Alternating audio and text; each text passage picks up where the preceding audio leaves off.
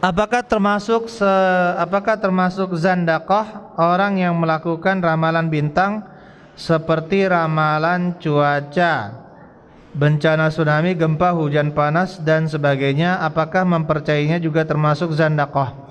Yang pertama, ayyuhal ikhwan, perkataan ramalan, ya, menurut versi seperti ini sebaiknya dikatakan bukan ramalan tetapi perkiraan.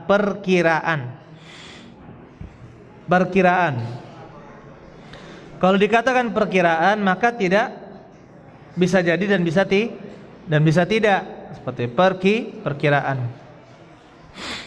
Ya.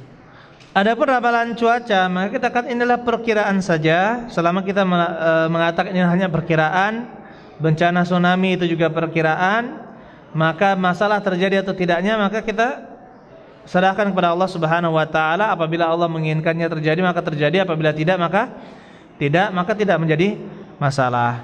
Dan termasuk bekerja di BMKG, Badan Meteorologi dan Geofisika, maka tidak menjadi masalah karena ini termasuk hal-hal ilmiah yang ada di sana yang dibuktikan dengan keilmiahan, maka tidak menjadi masalah. Hanya saja bahasanya jangan memastikan tetapi memprediksi atau memperkirakan saja.